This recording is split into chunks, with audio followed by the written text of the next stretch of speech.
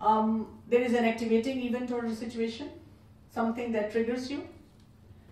Then you have those beliefs, assumptions, judgments, interpretation and other thoughts, the trigger, and you immediately start thinking about everything. I have been fat since I was a kid. I could never lose weight. I could never wear a sari or a dress like this because of my weight. I will look horrible, and that's why I don't have good friends. I'm not able to do this and that. You have a long cascade of things that you're thinking about.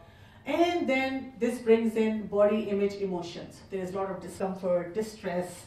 You're not happy, you're not able to study, you're not able to sit with your family members, you don't want to talk to them because you're so feeling distressed. And ultimately what happens is you go into self-defensive action. That is, again, the dressing up, the diet plans, the makeup.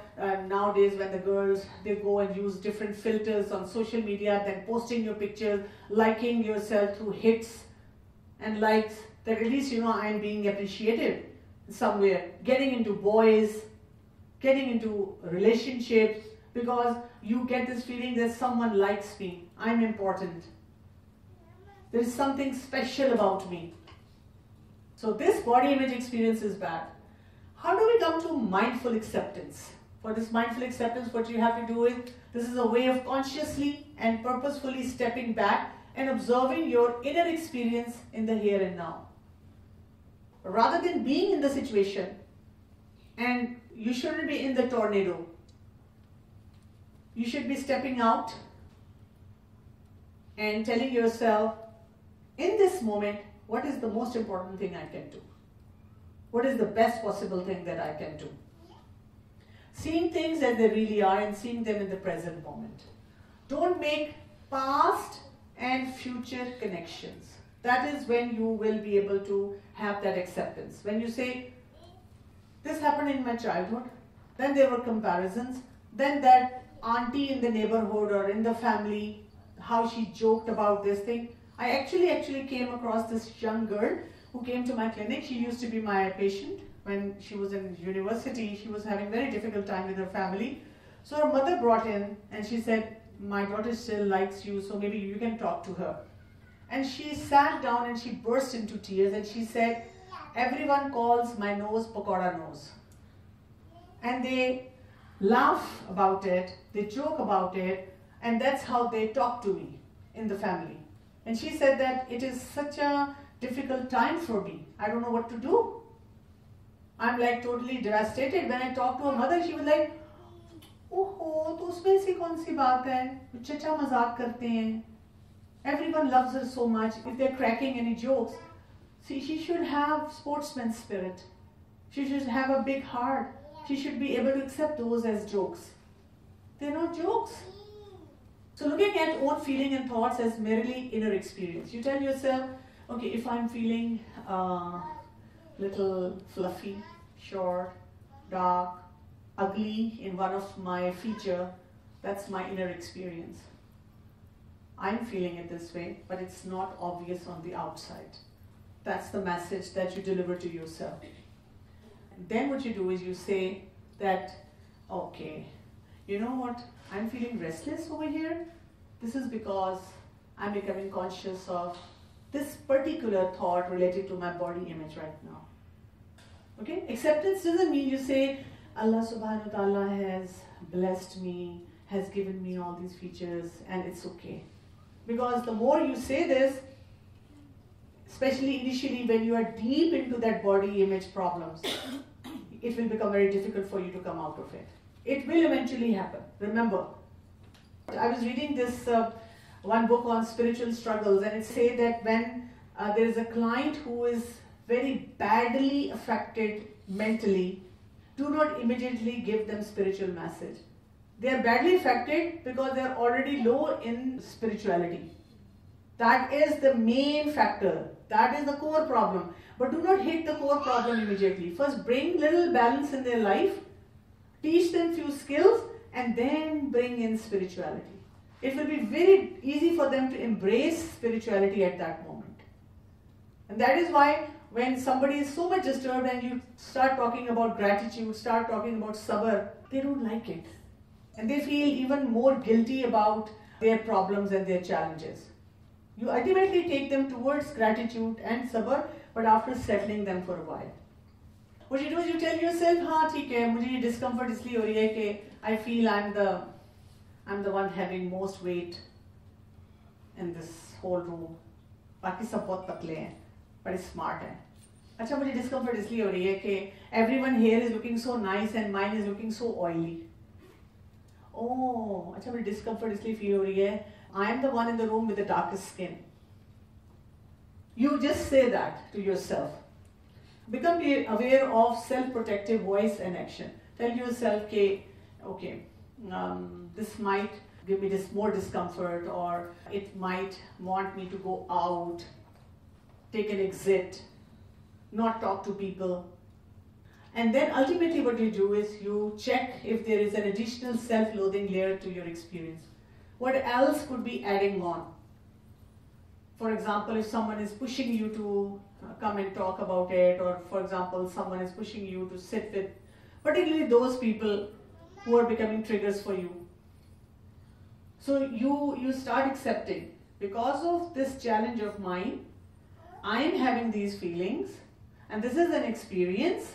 These are the factors which are around me. Like for example, when I go out, I'm very particular about smoking, or even vaping or whatsoever.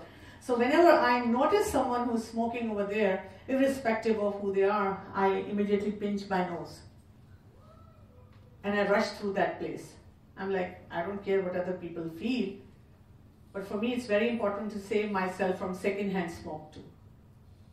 So I'm not going to stand there thinking bad inside but not actually doing something about it.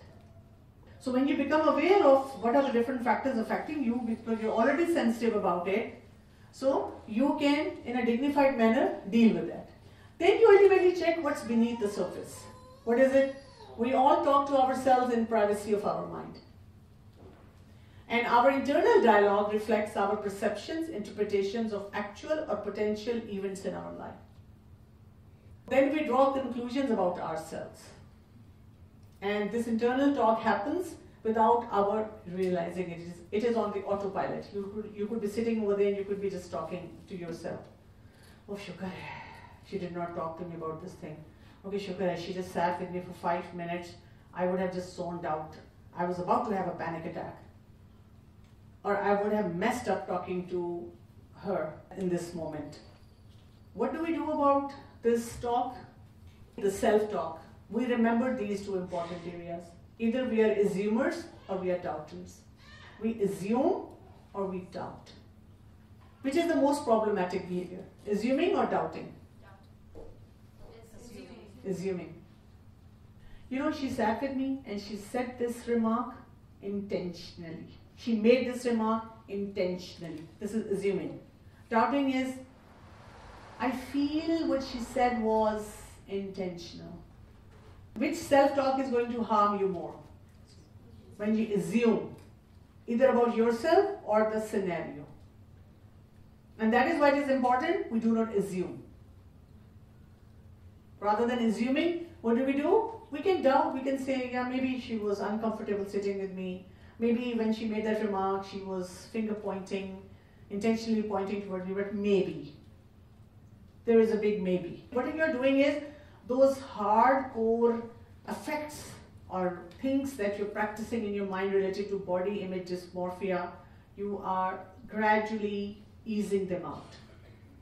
उनको हल्का कर रहे हैं, उनको आसान कर रहे हैं अपने लिए. And remember, this is a mind game. ये सब mind में चल रहा है आपके. Body image dysmorphia is mind. Gender dysmorphia is in mind.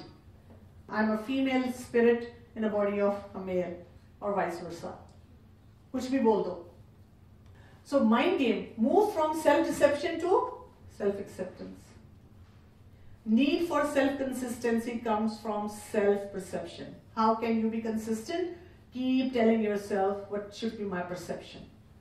Okay, there are 2 things wrong with me, but there are 10 things right about me. Okay, if there's one thing that is not good about me, doesn't make me into a bad person. That's how you accept. New inner voice is mindful, understanding, tolerant, fair, realistic, logical, and assured. This is what you have to practice. I'm sorry I'm rushing through the content. As I told you that this content should be delivered in maybe 5 or 6 sessions with a lot of activities and exercises. But since we're short of time, so I just want to at least create this awareness. Inshallah, you can keep digging and looking into it. So inner voice should be mindful. Mindful means okay, right now, as I told you, I don't like this thing because of this. I'm getting triggered because of this. And then what you do is, you understand that this is because of my inner thing, inner challenge. And then I need to be more tolerant, I need to be more logical about it. Taking responsibility for how you feel and think, no matter what you look like. Whatever I look like? Can you change your looks? No. But what can you change? Your thought process. The moment you change your thought process, your feelings will also start settling down. So appearance assumptions kya hain? Physically attractive people have it all. My worth as a person depends on how I look. I should always do whatever I can to look my best. The first thing people will notice about me is what's wrong with my appearance. If people knew how I really look, they would probably like me less. By managing my physical appearance, I can control my social and emotional life. My appearance is responsible for much of what has happened to me in my life. If I could look just as I wish, my life would be much happier. My culture's message makes it impossible for me to be satisfied with my appearance. The only way I could ever accept my looks would be to change them. So how many of these messages do you think you live with? Do we make these assumptions? Do we hear these assumptions? Yes. Many of them? And they're so common. And they come from one generation to another as well. Nani Dadi bhi, they would be giving the grandmother's message, then the mother's message, then the siblings' message, and then basically everything is being cooked within our own brain. So in assumption say, humne kya karna hai? Every time you have this thought come into your mind, what do? It's an assumption. The reality is not like that. Even for marriage, like when we feel that I won't be able to catch a good spouse because of my looks, you will find so many pretty girls who are not married. Many years back, there was a lady who contacted me. She said that I'm trying to find a match for my son. And I asked her, what do you want? And she was all about looks. Pyari hu, aisi ho. So I said, aapko khoob surat chahiye, khoob seerat chahiye. Seerat is the personality. She said, seerat to baad mein pata chalti hai. Surat to ho. She said, I'm not going to miss out on the looks because we will never be sure about the personality. So I told her, then you don't have a challenge. You can go to so many offices, so many places. You can go to parks, you can go to all the malls. You'll find such beautiful girls everywhere. And you can just get hold of any one of them. It is not difficult to find a khoobsurat girl. It is difficult to find a khoobsirat girl. Okay, so distortions. Some of the distortions that we live with. A Beauty or the Beast distortion, where there is extreme dichotomous thinking. You don't bring in shades of grey, like black and white. Either I'm beautiful or I'm ugly. So if you live with that thought, if I'm not fair, then I'm horrible. Chinky eyes or large eyes but not deep set eyes, then oof. So that's a dichotomous thinking. Okay, unfair to compare. Like when you're always having a certain standard and you are feeling inadequate because of that. It could be within your family, it could be in your classroom environment. Those girls, because they dress up so nice and they're so pretty and all the boys are after them. So So when you're making comparison like that, you could say, okay, fine, they could be pretty, but I'm pretty and intelligent over here. And I can match their wits. Like, when you start working somewhere, somebody could cash on because of the looks. But what will ultimately happen if you're not using your brain? Will they keep you for long? No. They only keep those people who are intelligent and who work hard. Then the magnifying glass distortion. What is that? You give selective attention. Focus on what is seen as a body image threat. There's so many beautiful things about you, but for that particular feature is under the magnifying glass. And even in other people, you just notice that feature. Oh, look at her eyes. Oh, look at her hands. Oh, look at her height. And that is another magnifying glass. And that is why what actually is happening is you are highlighting the same thing, same deficiency within your own personality a lot. The blame game. What is that? Where you blame something or someone for your problems. Because I was never loved by my mom, my dad. And then my sister, she got married when she was 18 and I am 20. So all my problems are because of them. My parents put me in a school and then they forced me to wear hijab. All the problems are because of hijab and my being religious. Then the mind misreading. If I think I look bad, others must think too. So you have faulty mental processing.